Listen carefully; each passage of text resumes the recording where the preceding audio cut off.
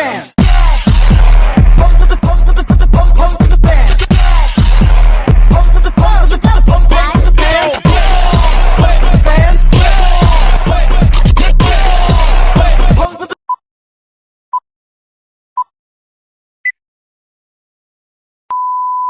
Judul artikel kami adalah pengaruh label halal dan tingkat religiusitas terhadap keputusan pembelian makanan pada generasi Z. Sebelum berdirikan artikel ini tentunya ada pendahuluan, di mana pendahuluan dari artikel kami yaitu kemajuan teknologi telah mengubah aspek kehidupan manusia, termasuk cara kita menerima makanan. Layanan pesan antar makanan daring merupakan fenomena global, termasuk di Indonesia.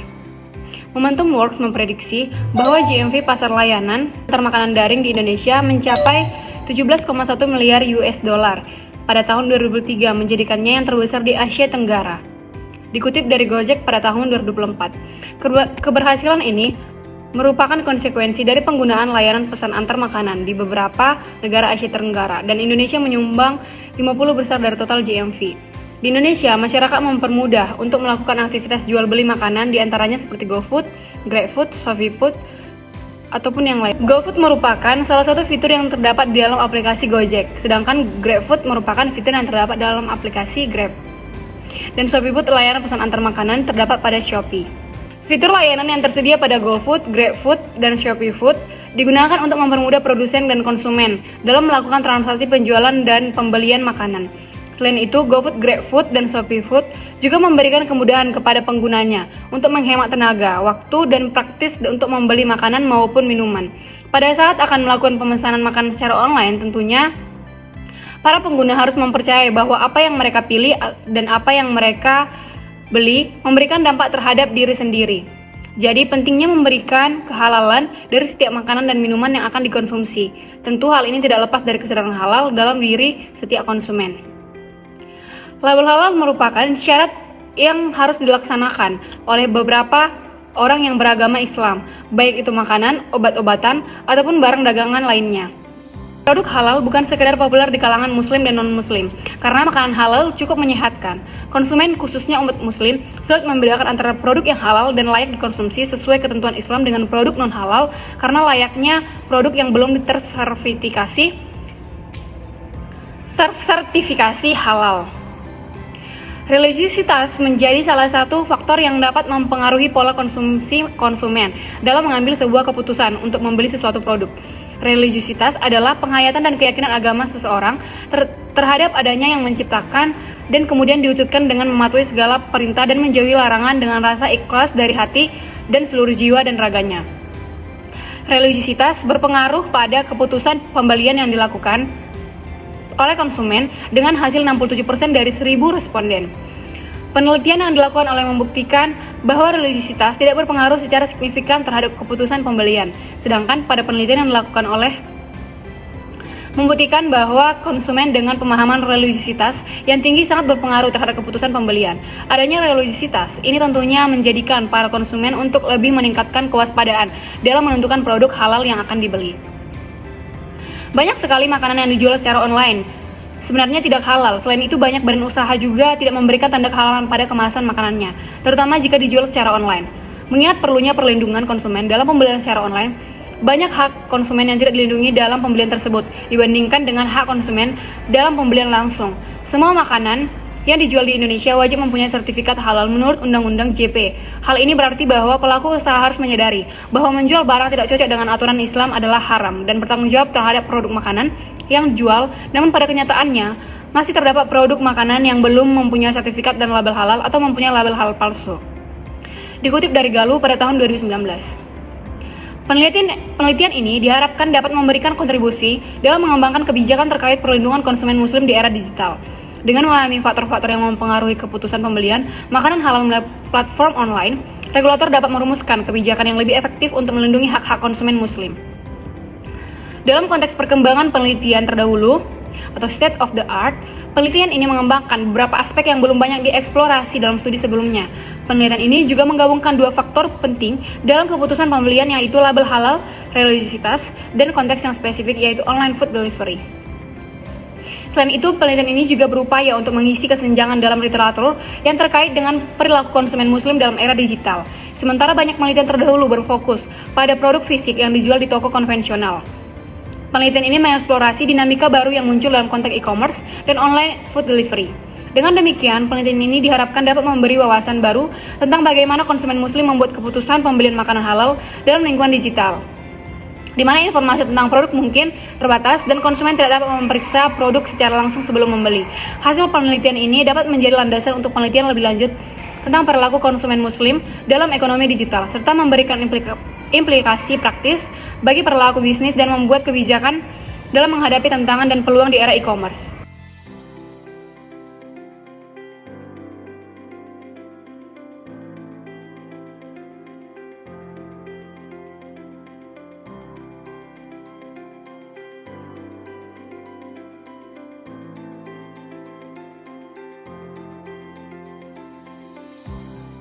Selanjutnya, landasan teori. Yang pertama ada label halal.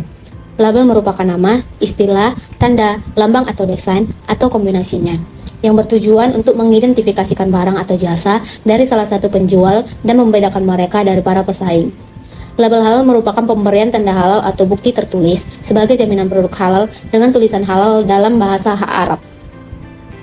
Huruf lain dan kode dari Menteri Agama yang dikeluarkan sebagai dasar pemeriksaan halal dan lembaga pemeriksaan halal yang dibentuk oleh MUI, Fatma halal dari MUI, sertifikat halal dari MUI sebagai jaminan yang sah bahwa produk yang dimaksud adalah halal dikonsumsi serta digunakan oleh masyarakat sesuai dengan ketentuan syariah.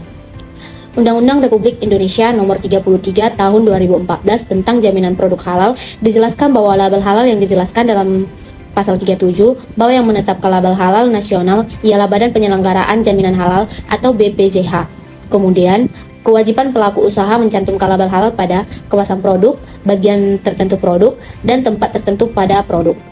Apabila pelaku usaha yang mencantumkan label halal tidak sesuai dengan ketentuan peraturan pemerintah perundang-undangan, maka akan dikenakan sanksi administratif berupa teguran lisan, peringatan tertulis, dan pencabutan sertifikat halal. Yang kedua ada religiositas. Religiositas merupakan penghayatan keagamaan dalam kedalaman kepercayaan yang diaplikasikan dengan melakukan ibadah sehari-hari, seperti berdoa, membaca kitab suci, dan lain sebagainya. Religiositas juga dapat merupakan segala sesuatu atau tindakan dalam kehidupan yang dikaitkan dengan keagamaan yang diyakininya. Pada penelitian kali ini, religiositas berdasarkan agama Islam. Religiositas meliputi pengetahuan agama, pengalaman agama, perilaku agama, dan sikap moral dan sikap sosial keagamaan. Menurut Ancok dan Suroso 2001, ada 5 dimensi religiositas yang dapat menjadi tolak ukur tingkat religiositas seseorang, yaitu yang pertama ada dimensi keyakinan, dimensi peribadatan atau praktik agama, dimensi pengalaman atau konsekuensi pengetahuan, dan dimensi penghayatan. Yang ketiga ada keputusan pembelian. Wawan Hermanto dan Indah Fatmawati mengutip Skin Fatman dan Kanuk mengartikan keputusan adalah seleksi terhadap 2 pilihan alternatif atau lebih. Dengan kata lain, pilihan alternatif harus tersedia bagi seseorang ketika mengambil keputusan. Keputusan adalah suatu reaksi terhadap beberapa solusi alternatif yang dilakukan secara sadar dengan menganalisa kemungkinan-kemungkinan dari alternatif tersebut bersama dengan konsekuensinya. Dari kedua pendapat di atas dapat disimpulkan bahwa pengertian keputusan pembelian berarti adalah reaksi dari seseorang konsumen untuk membeli suatu produk atau jasa terhadap beberapa solusi alternatif yang dilakukan secara sadar dengan menganalisa kemungkinan-kemungkinan dari alternatif tersebut bersama dengan konsekuensinya, dan keputusan akhir untuk membeli dengan sadar produk atau jasa dengan harga yang disepakati. Selanjutnya, hubungan label halal terhadap keputusan pembelian. Berikutnya, hubungan label halal terhadap keputusan pembelian. Label halal merupakan simbol resmi yang menunjukkan bahwa suatu produk makanan telah memenuhi standar kehalalan berdasarkan syariah Islam. Teori perilaku konsumen menjelaskan bahwa atribut produk, termasuk label halal, dapat mempengaruhi persepsi konsumen dan menjadi pertimbangan utama dalam keputusan pembelian. Menurut Wilson dan Liu, sertifikasi halal mampu meningkatkan kepercayaan konsumen muslim karena adanya jaminan keamanan, kebersihan, dan kesesuaian produk dengan ajaran agama. Jadi dapat disimpulkan, semakin jelas label halal pada suatu produk, semakin tinggi pula kemungkinan konsumen muslim untuk melakukan pembelian karena adanya rasa aman dan kepastian terhadap kehalalan produk tersebut. Selanjutnya, ada hubungan religiusitas terhadap keputusan pembelian. Pentingnya religiusitas menyebabkan banyak penelitian melakukan penelitian terkait itu. Beberapa penelitian diantaranya yang sudah melakukan penelitian terkait religiusitas adalah M. Imauddin, yang mana dalam penelitiannya menyimpulkan religiusitas berpengaruh signifikan terhadap keputusan pembelian. Tetapi berbeda dari hasil penelitian M. Imauddin, hasil penelitian Dwi Wiyati Astagoni dan kawan-kawan menyimpulkan religiusitas tidak mempengaruhi terhadap keputusan pembelian produk halal. Selanjutnya, hubungan label halal dan kesadaran halal terhadap keputusan pembelian. Label halal merupakan tanda atau simbol yang menunjukkan bahwa produk telah memenuhi syarat Islam dan aman dikonsumsi oleh umat muslim. Menurut Sakji dan Sophia, label halal menjadi salah satu pertimbangan penting bagi konsumen muslim dalam memutuskan pembelian suatu produk karena memberikan jaminan bahwa produk tersebut telah sesuai dengan syariah Islam. Religiusitas adalah tingkat keterkaitan individu terhadap agamanya yang tercermin dalam sikap dan perilaku sehari-hari. Hubungan antara label halal dan religiusitas terhadap keputusan pembelian menunjukkan keterkaitan yang erat. Konsumen dengan religiusitas tinggi akan lebih selektif dalam memilih produk dan menjadikan label halal sebagai kriteria utama dalam keputusan pembeliannya karena mereka ingin memastikan bahwa produk yang dikonsumsi sesuai dengan ajaran agama Islam.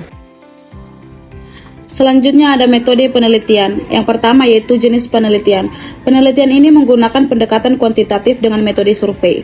Pemilihan metode kuantitatif didasari pada tujuan penelitian untuk menguji hubungan kausal antar variabel serta mengukur tingkat pengaruh label halal dan religiusitas terhadap keputusan pembelian makanan online pada generasi Z. Menurut Creswell tahun 2014, pendekatan kuantitatif memungkinkan peneliti untuk menganalisis fenomena melalui pengumpulan data numerik dan menggunakan prosedur statistik untuk menginterpretasi temuan penelitian. Yang kedua ada populasi dan sampel. Populasi dalam penelitian ini adalah individu generasi Z yang lahir pada tahun 1997 sampai dengan 2012 yang berdomisili di wilayah Sumatera Utara dan memiliki pengalaman menggunakan layanan pemesanan makanan online seperti GoFood, GrabFood, atau Shopee Food. Karakteristik populasi ini dipilih karena generasi Z merupakan segmen pasar yang paling aktif dalam menggunakan platform digital untuk pemesanan makanan dan memiliki pola konsumsi yang unik dalam era digital. Teknik pengambilan sampel menggunakan purposive sampling dengan kriteria sebagai berikut. Yang pertama, berusia 12 sampai dengan 27 tahun atau generasi Z. Yang kedua, berdomisili di wilayah Sumatera Utara.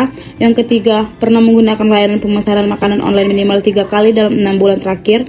Dan yang keempat, jumlah sampel ditetapkan sebanyak 50 responden dengan pertimbangan untuk memperoleh representasi yang memadai dari populasi dan memenuhi persyaratan analisis statistik interferensial.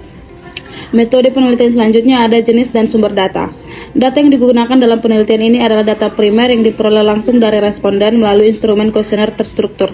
Data primer dipilih untuk memastikan kesesuaian informasi dengan kebutuhan penelitian dan menghindari bias yang mungkin terjadi pada data sekunder.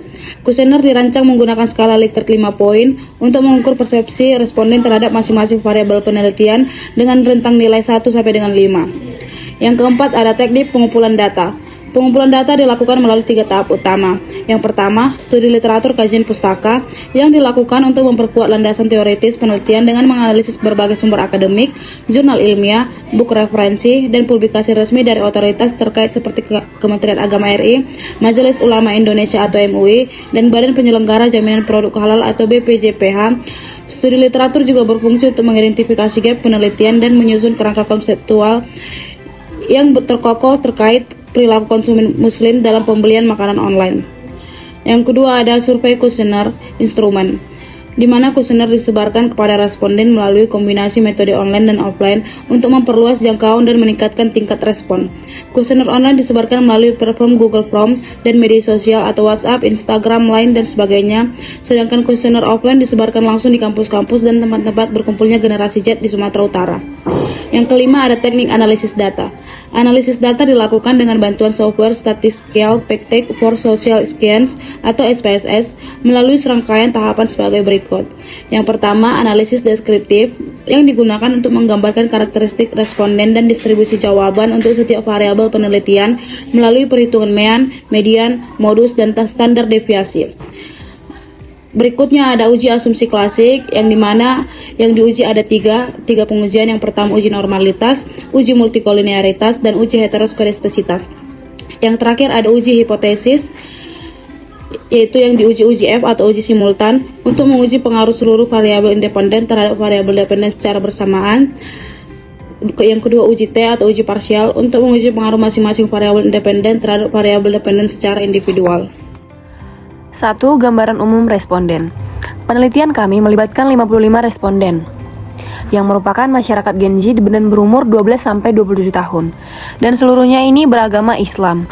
Jumlah ini telah memenuhi batas minimal jumlah sampel berdasarkan perhitungan rumus Lovin dan nilai representatif untuk menggambarkan populasi masyarakat Gen Z yang menjadi konsumen dalam pembelian makanan online. Terdapat presentasi responden Gen Z pada diagram kami, di mana ada pilihan sering mendominasi seluruh responden dari Gen Z dan beragama Islam. Namun sebaliknya, tidak pernah memiliki responden paling sedikit, yakni sebesar 4 orang saja. Dan dapat dijabarkan bahwa responden Gen Z terdapat pembelian makanan online. Yang pertama sering, ada 45,5% dengan berjumlah 25 orang. Lalu yang kedua ada sangat sering, 23,6% dan berjumlah 13 orang. Lalu ada kadang-kadang 23,6% juga berjumlah 13 orang. Lalu tidak pernah ada 7,3% yang berjumlah 4 orang.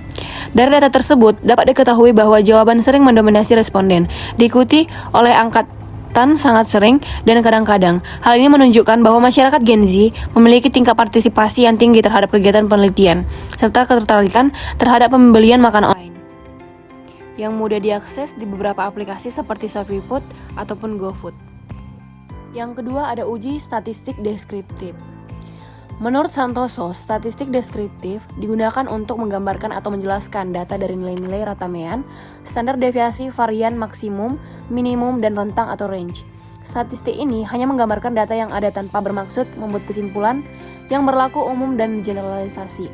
Artinya, uji statistik deskriptif berfungsi untuk menggambarkan karakteristik data penelitian, misalnya kecenderungan responden menjawab setuju terhadap pernyataan tertentu. Hasil output statistik dapat dilihat seperti yang kami tampilkan di video ini. Nah, berdasarkan hasil uji statistik deskriptif yang dilakukan terhadap 53 responden masyarakat Gen Z dan masyarakat beragama Islam, diperoleh gambaran umum mengenai variabel penelitian sebagai berikut.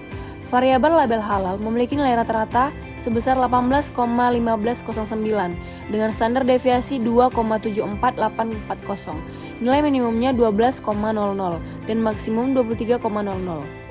Nilai rata-rata yang mendekati skor maksimum menunjukkan bahwa sebagian besar responden memiliki persepsi positif dan tingkat persetujuan yang tinggi terhadap pentingnya label halal pada pembelian makanan online.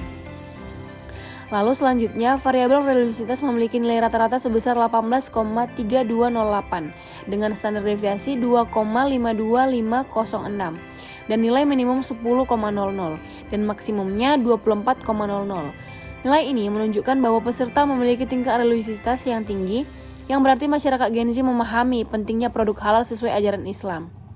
Sementara itu, variabel keputusan pembelian memiliki nilai rata-rata sebesar 14,2000 dengan standar deviasi 2,63138. Nilai minimumnya 8,00 dan maksimumnya 18,00. Nilai rata-rata ini mengindikasikan bahwa responden secara umum memiliki kecenderungan positif dalam memutuskan pembelian makanan online, terutama setelah adanya sertifikasi halal resmi. 3. Ada uji asumsi klasik, yang dimana uji pertama yaitu uji normalitas.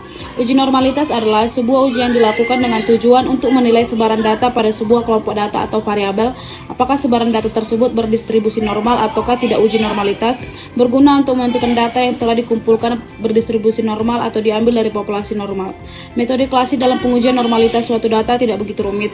Berdasarkan pengalaman empiris beberapa karakteristik, data yang banyaknya lebih dari 30 angka, maka sudah dapat diasumsikan berdistribusi normal.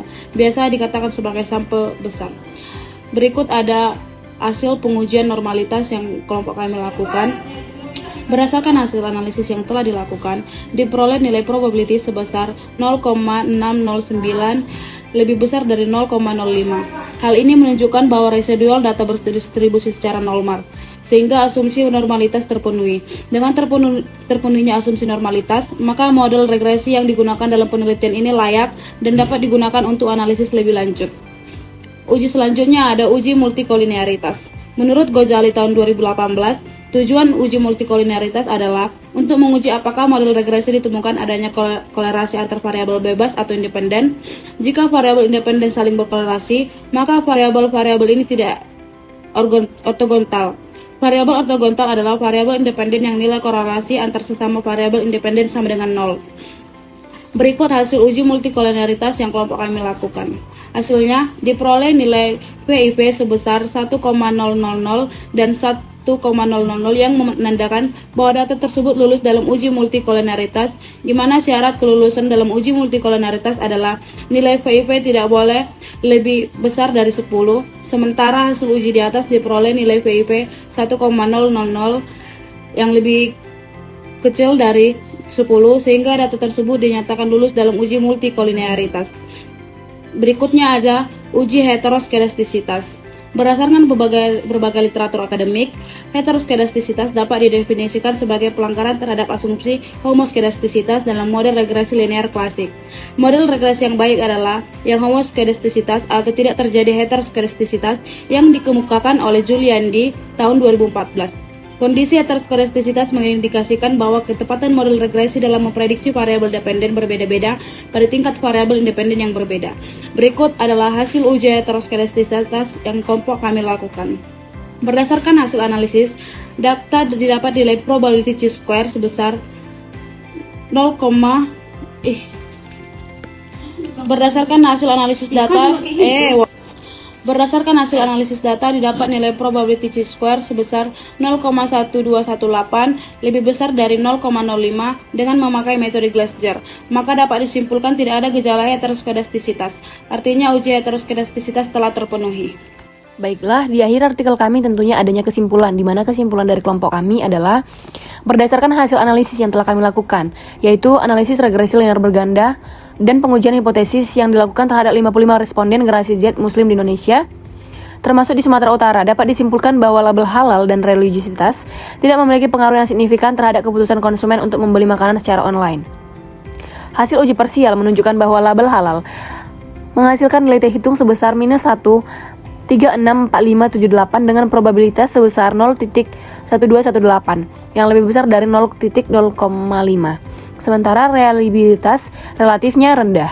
Hasil ini menunjukkan bahwa dalam hal pembelian makanan online, keberadaan label halal secara individu belum cukup kuat untuk mempengaruhi pilihan generasi Z. Namun, tingkat religiositas konsumen secara mandiri tidak mempengaruhi keputusan mereka untuk membeli makanan online.